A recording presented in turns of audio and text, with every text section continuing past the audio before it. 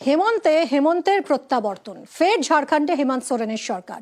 প্রতিপক্ষের ঘর ভেঙেও রাঁচির চেয়ার পেল না বিজেপি।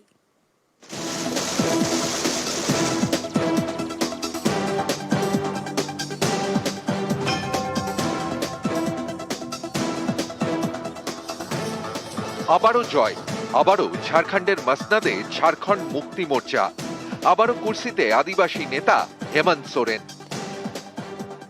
जो इंडिया गठबंधन का प्रदर्शन रहा है वो बहुत बेहतर रहा है। 56 प्रत्याशी हम लोगों के जीते हैं। 24 एनडीए गठबंधन के लोगों ने जीत हासिल की है, जो लगभग 2/3 के बराबर हम लोगों के हिस्से में आता है। अब हुआ राज, अब हुआ सरकार का एक इतिहास झारखंड में गढ़ने जा रहा है। 2019 সালে দ্বিতীয়বারের জন্য ঝাড়খণ্ডের মুখ্যমন্ত্রী হন হেমন্ত সোরেন। 24-এর শুরুতে হেমন্তকে গ্রেফতার করে কেন্দ্রীয় তদন্তকারী সংস্থা ইডি জমি জালিয়াতি মামলায়। জেল থেকে ফিরে ফের মুখ্যমন্ত্রীর চেয়ারে বসেন হেমন্ত সোরেন। জেল যাত্রাকে অস্ত্র করে প্রচারে ঝড় তোলেন। বিজেপির বিরুদ্ধে এজেন্সির অপব্যবহার এবং প্রতিহিংসার রাজনীতির অভিযোগে সরব হন।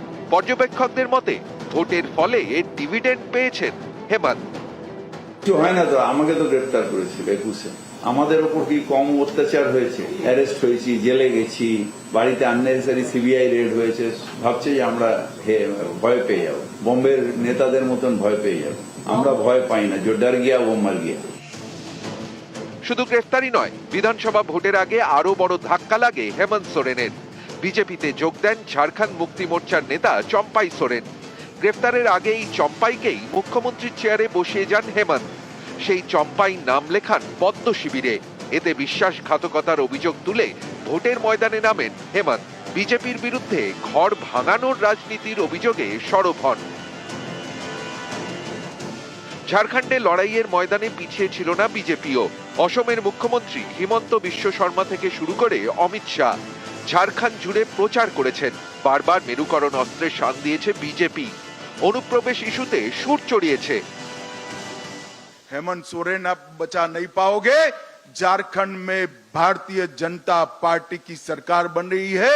एक एक घुसपैठियों को चुन चुन कर निकालने का काम भारतीय जनता पार्टी करने वाली। বিজেপির এই অনুপ্রবেশ ইস্যু কাজে আসেনি। আদিবাসী আবেগে ভর করে বাজিমাত করলেন সেই হেমন্তই।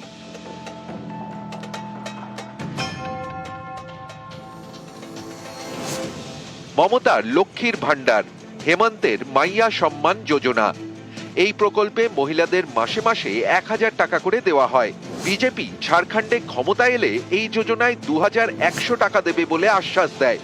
সেই প্রকল্পের নাম হতো গোগো দিদি। কিন্তু বিজেপির এই প্রতিশ্রুতি কাজে লাগেনি। ঝাড়খণ্ড আবারও হেমন্তকেই বেছে নিল। নিউজ 18 বাংলা।